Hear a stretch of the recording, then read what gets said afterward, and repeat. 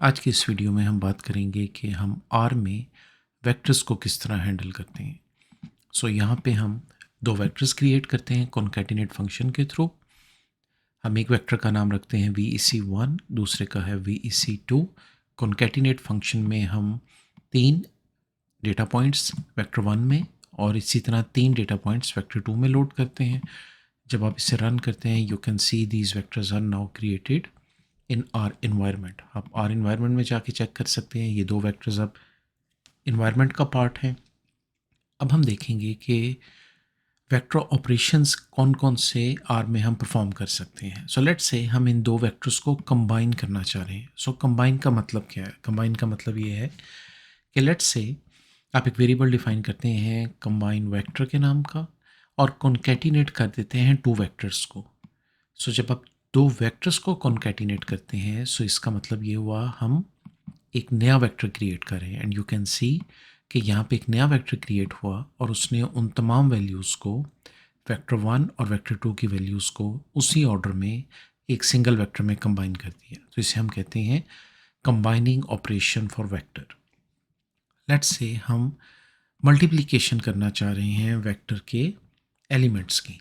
इसमें हम क्या करते हैं कि जब आप यहाँ पे एक वेरिएबल डिफाइन करते हैं एलिमेंट अंडरस्कोर MUL और आप दो वेक्टर्स जो आपने यहाँ पे क्रिएट किए हैं उनको मल्टीप्लाई करते हैं तो ये एलिमेंट वाइज मल्टीप्लिकेशन होगी। इसका क्या मतलब हुआ? Let me first run.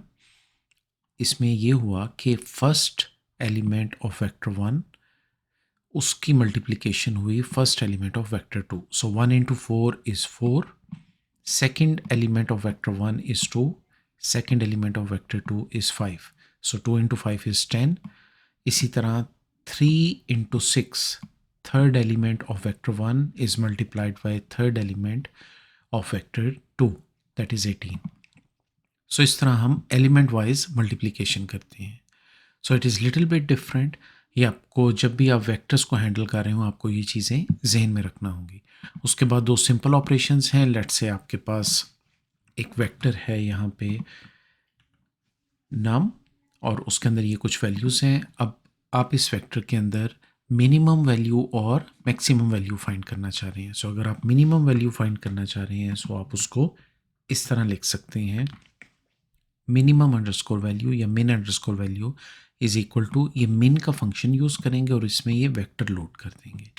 अब आप ये नोट कर रहे हैं कि ये जितनी भी कमांड्स मैं टाइप कर रहा हूँ मैं उन्हें पैरेंथेसिस में टाइप कर रहा हूँ, क्योंकि जैसे ही मैं रन का बटन प्रेस करता हूँ वो यहाँ पे रिजल्ट्स डिस्प्ले हो रहे हैं। अगर मैं फ़र्ज़ किया यहाँ पे ये पैरेंथेसिस यूज़ नहीं करता और इसे रन करता हूँ तो हमारे पास output of this command is not displayed.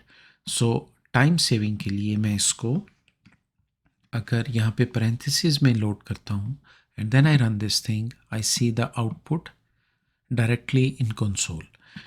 इस वेक्टर के अंदर हम विजुअली ये वेरीफाई कर सकते हैं कि मिनिमम वैल्यू इज़ 5, लेकिन हम यहाँ पे मिन फंक्शन के थ्रू वो एक्सट्रैक्ट कर सकते हैं। इमेजिन अगर आपके पास एक बड़ा वेक्टर है तो उसके अंदर आप मिन वैल्यू या मैक्सिमम वैल्यू किस तरह फाइंड कर सकते हैं।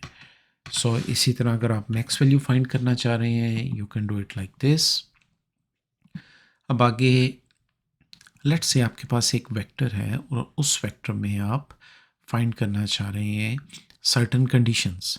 हमारे पास लेट्स से हम ये कहते हैं कि हम एक कंडीशन को चेक करना चाह रहे हैं एक वेक्टर में, और वो वेक्टर हमारे पास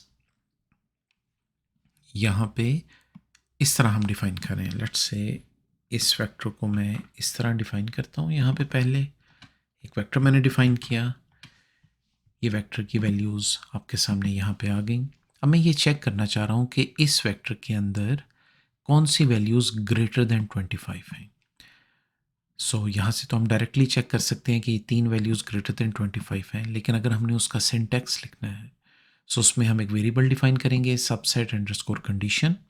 फिर हम आर को ये बताएंगे कि नम अंडरस्कोर वेक्टर के अंदर जाए। उसके बाद ये हम स्क्वायर ब्रैकेट्स यूज़ करेंगे और स्क्वायर ब्रैकेट्स के अंदर हम उसे बताएंगे कि नम अंडरस्कोर वेक्टर के अंदर अब आपने कंडीशन चेक करनी है और उस कंडीशन को टाइप करें greater than 25।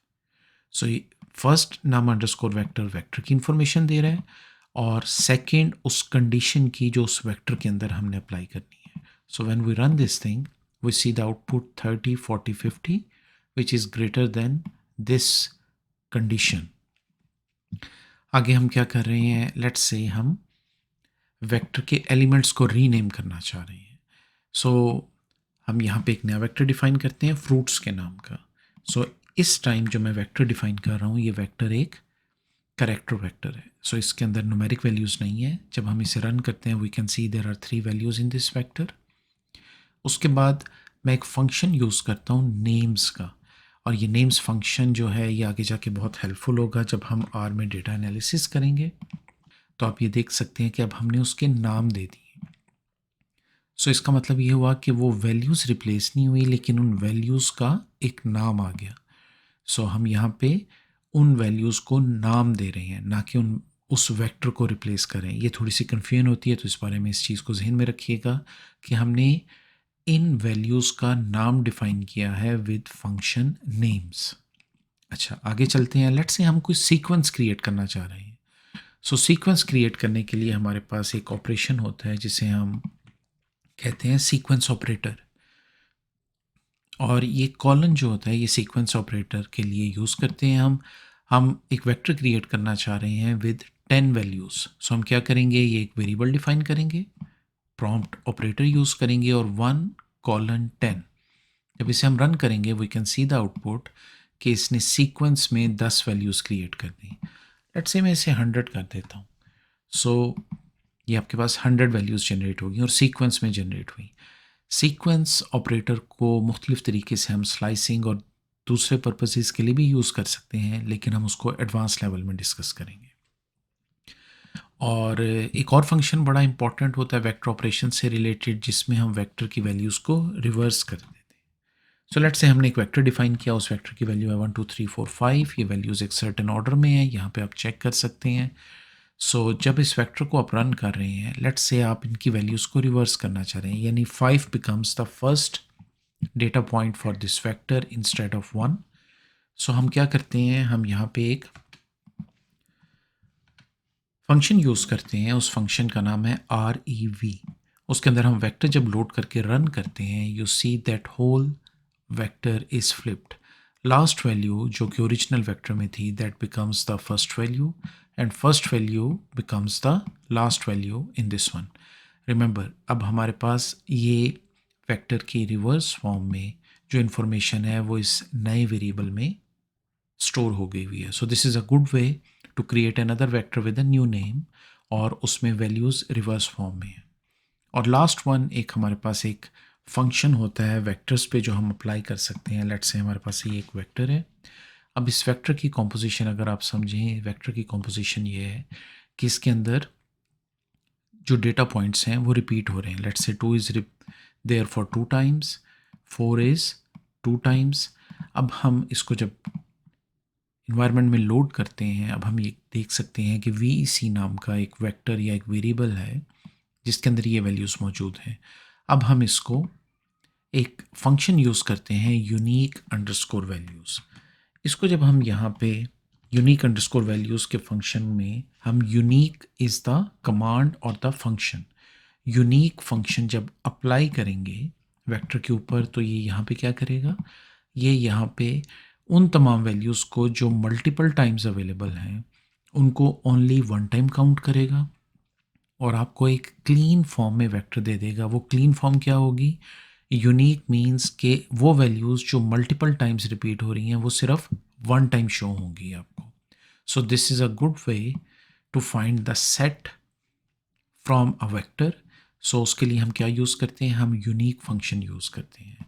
So these are few of the operations that we can perform in a vector. उसके अलावा बहुत इंफॉर्मेशन अवेलेबल है वेब के ऊपर जिसमें आप मुख्तलिफ वेक्टर ऑपरेशंस चेक कर सकते हैं. But for this video I have just elaborated only few. In case you have any question, you can ask the question in the comment section below. Thank you for watching and see you in the next video.